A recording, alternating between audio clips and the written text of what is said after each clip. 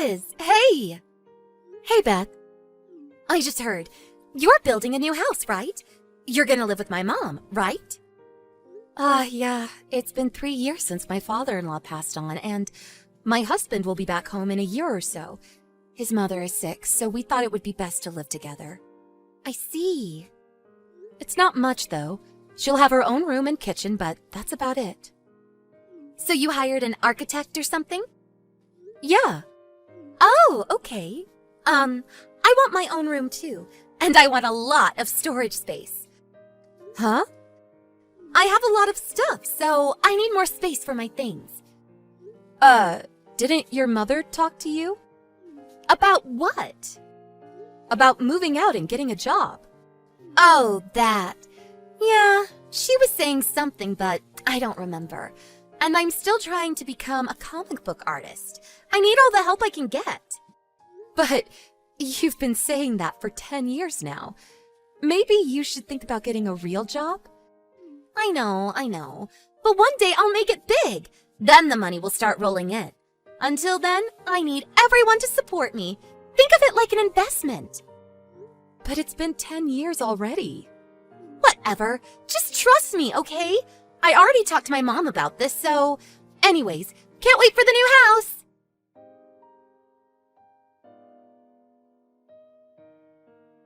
Bob, you still working? We gotta talk. It's about your sister. Hey, just got off. I'm on the bus right now. Oh, okay. What did she do this time? Nothing yet, but it's about the new house. She thinks she's moving in with us. She told me what kind of room she wanted. Oh, that. Mom told me about that. You told her to move out, but she didn't listen. Oh. She's still saying she wants to be a comic book artist, but her drawing is terrible. And she's been saying this for 10 years now. Yeah. Might need to use some tough love here. Oh, okay. I'll talk to my mom. If she says anything to you again, tell her you know nothing about the house and that she should talk to me, okay? Okay. You're the only one who can talk to her, so... Yeah. Sorry about all this. Just hang in there. Roger that. Thanks.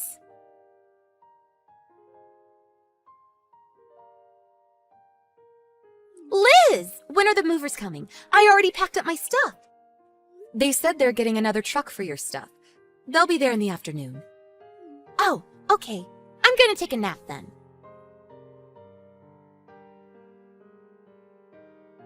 Liz! What the hell? What's going on? Hey! What is it? What's going on? Why is my great uncle here? Huh? My grandpa's brother! The most powerful man in the family! I hate dealing with him. Oh, okay. I've only met him once, so I don't know much about that, but... Whatever. Just come pick me up. And where's Mom? Where's Bob? Where are you? Huh? We left already. What? Why are you leaving me? Huh? What do you mean? You thought you were coming with us? Yes! They're saying they're gonna send my stuff to my great uncle's house or something. They're telling me I gotta work at their company's factory or something. What the hell is going on? Okay. I don't know what to tell you. Just come pick me up! Now! They're taking my stuff as we speak! Like I said before, Bob is in charge of everything, so I know nothing. I'm just doing what he tells me. Give me the address of your new house! Forget my stuff! I'll meet you there! Can you talk to Bob? He's not picking up! That's why I'm texting you! Beth, it's me, Bob. Huh? I blocked you on my phone, so I'm using Liz's phone. You blocked me? Why? Look, listen to me carefully. First, you're not moving in with us. I told you this many times. What? Stop messing around! I told Liz I wanted a big room with lots of storage! We never agreed to that. And Mom told you the same thing. You're not moving in with us. But I'm trying to become a comic book artist! I can't do that if I'm working all day long and living by myself! When are you gonna make it as a comic book artist, huh? Huh? It's been 10 years! How many pieces have you written? Did you contact any publishers? Did you submit your work anywhere? Dad bought you that really nice computer, but you never use it to write comic books. All you do is surf the net and watch videos on YouTube. I'm gathering information. I need to know the latest trends and stuff to write comic books. What comic books? You haven't written a piece in years! Of course I have. You talking about that website for new and upcoming artists? I know about that too. Huh? Everyone there is much better than you. You've been posting your work there for 8 years now, but you haven't improved a bit. What? And you only post like once or twice a year. And it's always just a rough sketch of a drawing. I'm working on it. You just don't know about it. I'm trying my best. What? You talking about that light novel author? The one you've been sending your drawings to? Check out my drawing! Can't wait to work with you! Wait, how did you... You don't know, do you? The editor of that light novel? It's John, our second cousin. Wait, what? No way! I had no idea! But wait, he's the editor. That means I'm set. Why didn't you tell me before? That's not my point. John has been doing this for a while, so he knows what he's talking about. And when he saw your drawing, you know what he said? He said it was good, right? I can draw better than this. Those were his exact words. What? Look, you've been saying this for 10 years now, but you were all talk. You were just a shut-in. What? And Mom and Dad told you this many times. They were fine with you chasing your dreams, but they told you to come up with a plan. But you never did. I told you the same thing many times, but you never listened. I told you about those drawing schools, but you didn't even listen to me. You never listened to anyone. But, we're family. I thought you'd help me out. We told you many times, no. We made ourselves pretty clear. And this was a year ago, so you had plenty of time to figure something out. But, this isn't fair. Just be glad you got a place to stay and a job. Why are you complaining? But I want to be a comic book artist. There's nothing wrong with chasing your dreams, and our great uncle agrees. But you're an adult now. You gotta stop leeching off of people. No, I want to live with you guys, please. Forget this! Grow up already! Bye! No, don't leave me.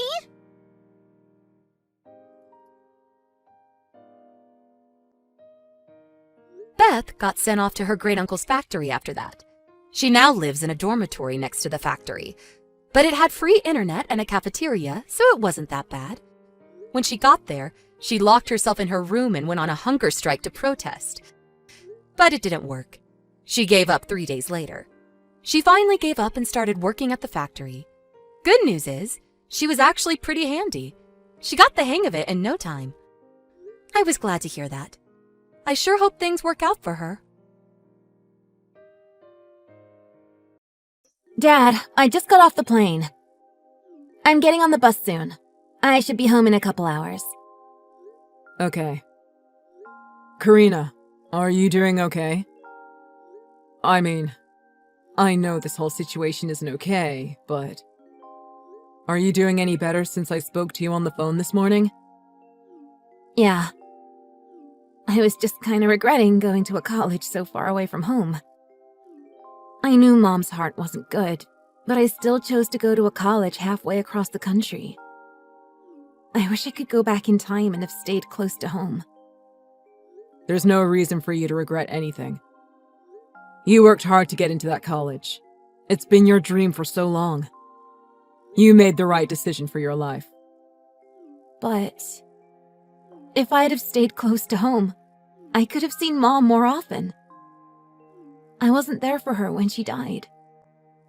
I feel like I let her down. That's not true at all. Your mom was so proud of you when you got into that college. She understood why you left, and she wasn't upset that you weren't here when she went to the hospital. She always wanted what was best for you. You know that. Your mom would have been upset if you had stayed close to home and hadn't followed your dream. I guess. So, how are you doing? I know this has got to be tough for you, too. Are you okay? I'm handling it better than I expected. That could just be because the reality of it hasn't fully hit me yet, though. I know what you mean. I'm still finding it hard to believe that Mom passed away. Yeah, for sure. But I've got to go get talking to the funeral home and to Pastor Bowman and see if he's available to do the funeral service. I've got a lot to keep me busy. I'll barely have any time to think about it. So, I should be fine for a while. Yeah. Don't push yourself too hard. When I get home, I'll help you out as much as I can. Thanks, honey. Have a safe trip home, okay?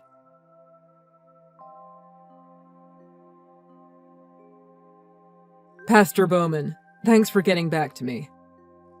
I'm sorry we haven't spoken much. I never really went to church with my wife. I'm really glad you're available to do the funeral service. I'm sure it would mean a lot to her. Don't worry about it. Your wife was a regular at my services. I don't really feel comfortable discussing money with a pastor, but how much money does it cost for you to do a funeral service? My parents died when I was young, so I didn't handle any of the finances. I don't know how much anything costs when it comes to a funeral. This is all a first for me. I understand. Don't worry about it. But please, do me a favor and don't go telling other pastors what I charge, okay? It's supposed to be an expression of your appreciation for the church and for my service. I understand.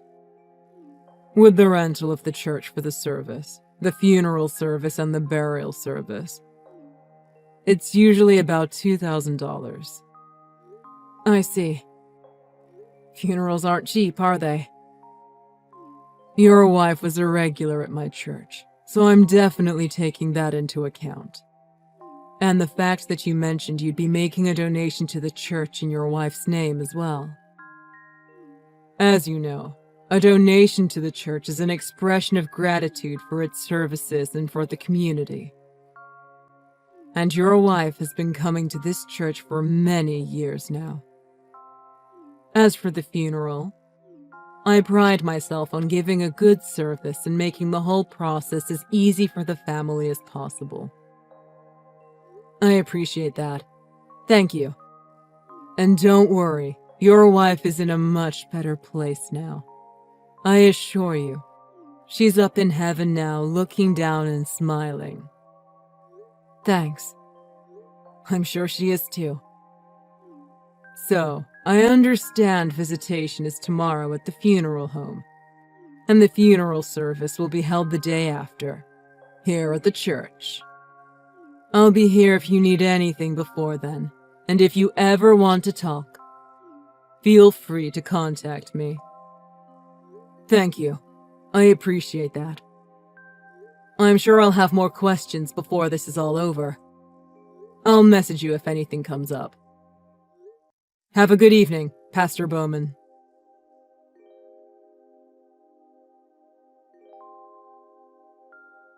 Karina, where are you?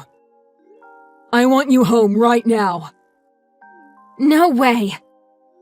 You ruined your mom's funeral. What were you thinking? I want you to apologize to Pastor Bowman right now. I'm never doing that. I hope that idiot goes to hell. How could you say something like that? Your mom's been going to his church for years, and he was nice enough to agree to do her funeral service. Do you have any idea what you did today? I don't care.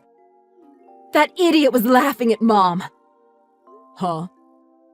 He said he was glad she finally croaked. What are you talking about? Why would he say something like that? Dad, how much money were you planning on giving him? For the service? For everything. That's not really any of your concern. Dad, it's important. Before the service started, I heard him talking on the phone with someone. He was telling them how he was getting a large amount of money, so he'd be able to pay off his entire debt. He seemed really happy about it. What? It's true. He was glad Mom died. I heard him say so.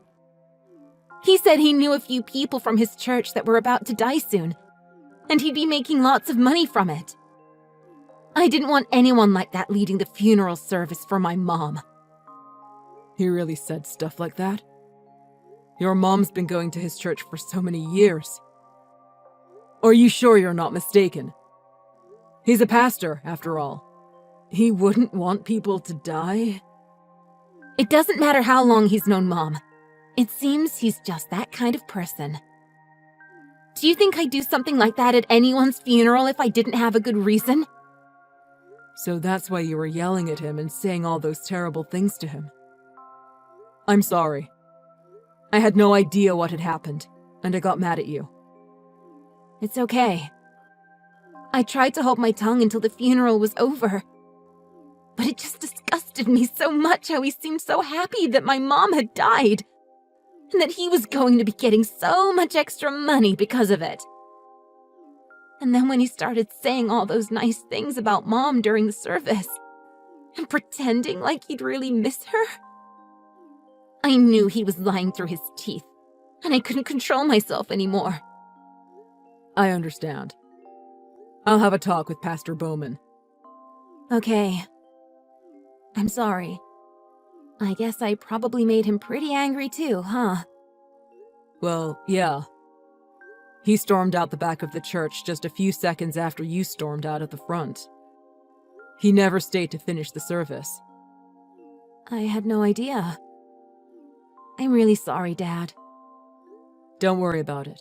After hearing your side of the story, I don't think I would have wanted him to continue if he really felt that way about your mom's death. Just come back home, Karina. Your aunts and uncles are really worried about you. Okay. Tell everyone I'm really sorry for ruining the funeral. Like I said, don't worry about it. I know your mom will forgive you too. But from now on, please talk with me about things before you jump into action. Sorry. I was just so filled with emotions. And I knew the funeral was tough for you already. I wanted to tell you what Pastor Bowman had said, but I just couldn't bring myself to do it. I thought I could hold it in until the service was over, but... I know exactly what you mean, honey. You didn't want anyone like that standing up there talking about your mom. Yeah. Well, all our relatives are here. So maybe I'll talk with them about this and see where we should go from here. Just come back home as quick as you can, okay? Your whole family's here. There's no reason you should be alone now.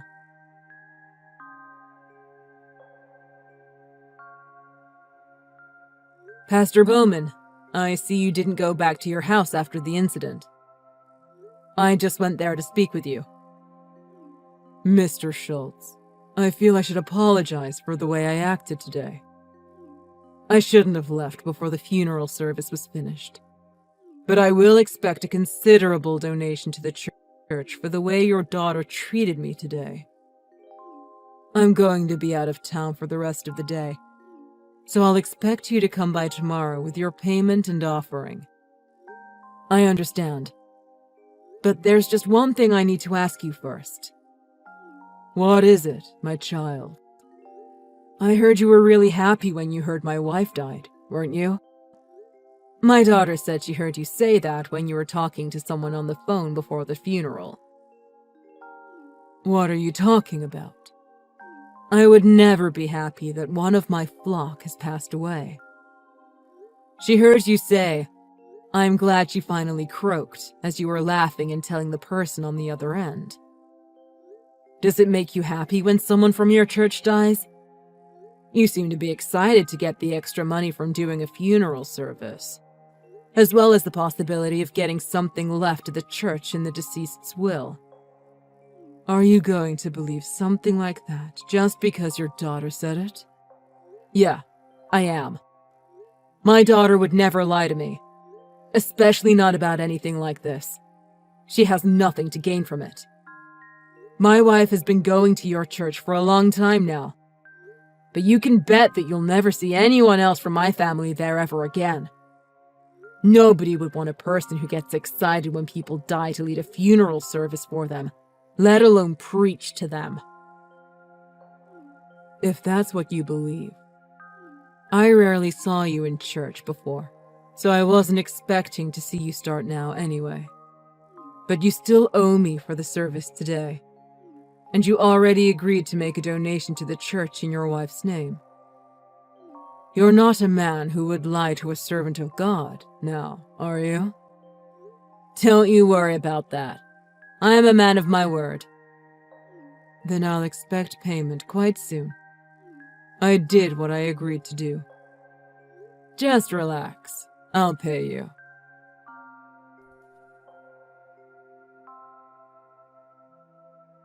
Mr. Schultz, what's the meaning of this? This isn't the correct amount of money. I told you the service would be $2,000, but you only paid me $200. What's the issue? You didn't complete the job. You left in the middle of it. I think what I paid you is more than fair. No, this is ridiculous.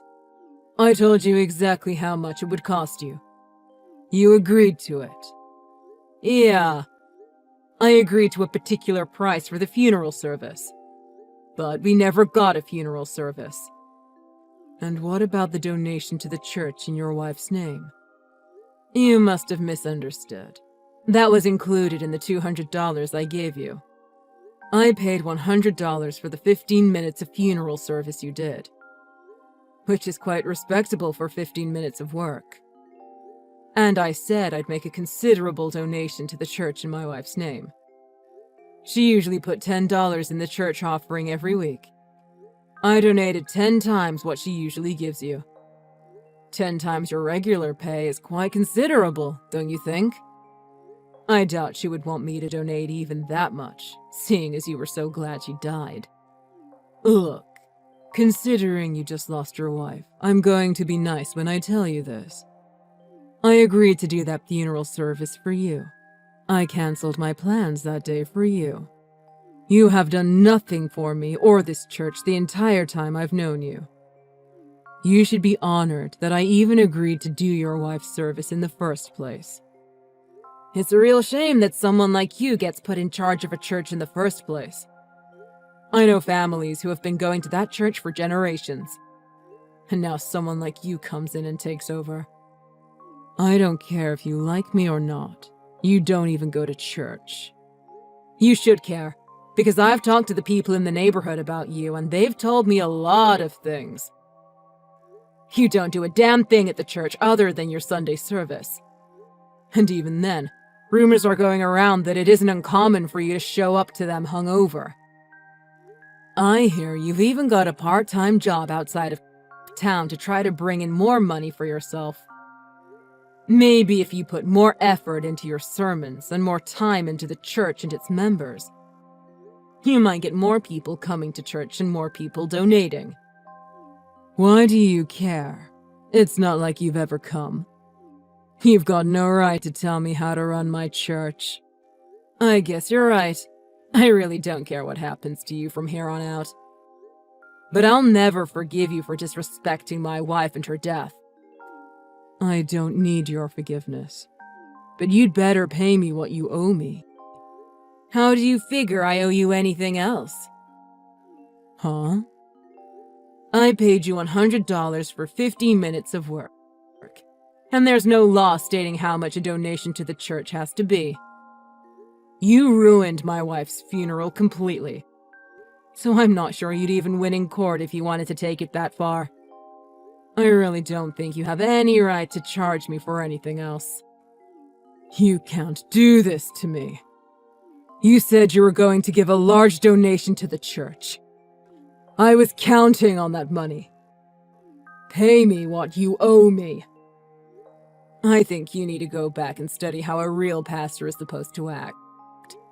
Who exactly ordained you in the first place? You can't force someone to give you a bigger donation just because you don't like the amount. How is a church supposed to survive without donations? How am I supposed to do my service without more donations? I'm guessing caring more about your followers and not showing up to church hungover might help. But then again, I don't know a whole lot about church or religion. But I do know that most of the people in your congregation are quite old. You don't seem to be attracting anyone new, and your congregation is dying off.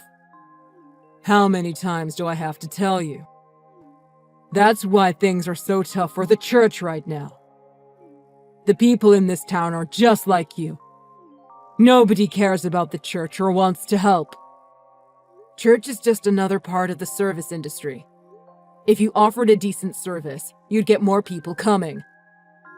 I'm surprised you have anyone left who wants to go to your church, seeing as you hope for everyone who goes to it to die. Shut up! I'm doing the best I can with my circumstances.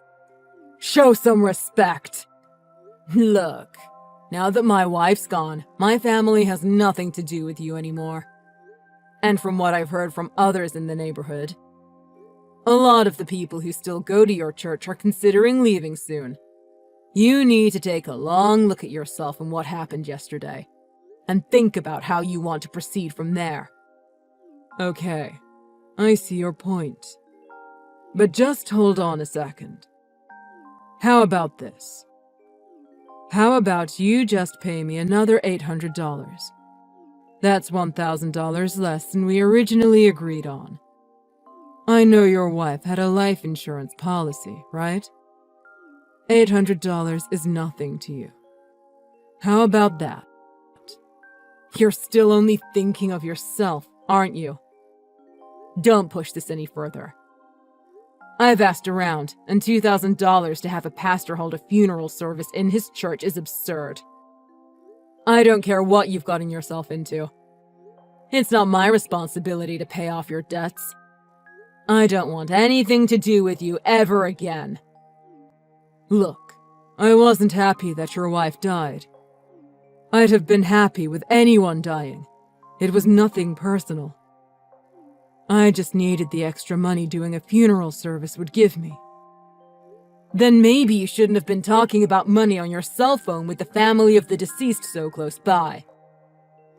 All of this is because you don't care about anyone else other than yourself. You think just because I'm a pastor, I don't worry about money? Money is the only thing I can think about. Saying something like that is an insult to all other pastors, don't you think? Not everyone thinks about money the same way as you. I thought pastors are supposed to study the Bible and actually try to follow its teachings. Doesn't that mean not going out drinking and gambling away what money you do have? What are you saying? I've heard all about your debts and how you spend your money. The church treasurer told me all about what you do with the church's money. You go out to restaurants and bars all the time, drinking and gambling all the church's money away. That's why you had to get a part-time job, and why you're in so much debt. And why you think you can charge $2,000 for a 30-minute funeral service that you leave in the middle of. What I do with my private life and my wage is none of your business. And if you didn't like the price I quoted you, you didn't have to agree to it. I suppose that's true. I just didn't expect a pastor to lie to me about the typical cost. And if the church goes under, it's going to be entirely your fault. So, if you don't want that to happen, maybe you should be a little more careful with how you use its money and how you treat its people. I can't believe this. Your wife died and all I got from it was a measly $200. I had no idea you were so cheap. I'm not cheap. We're going to have a proper funeral for my wife. But this time, we're getting a funeral home to do it. I'm repaying for everything. I don't care how much it costs. And the only reason I don't want to give you another cent is because of what you said in front of my daughter. I don't care if you knew she was there or not. You've got nobody to blame for this but yourself. Like you said, a donation is an expression of gratitude, right?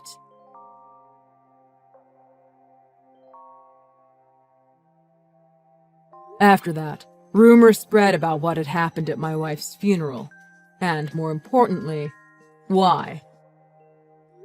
Because of that, a lot of the people who had been on the fence about not going to Pastor Bowman's church anymore finally did quit. The church had been in debt for quite a while, and now there was no way to recover from it. There was no choice for it but to close down. I hear the church is trying to get a new pastor to come in from another area to take it over and try to rebuild its following. I really don't know what's going to happen to Pastor Bowman and all the debt he had built up. But I know that he left town pretty quickly after the church closed, and nobody has heard from him since.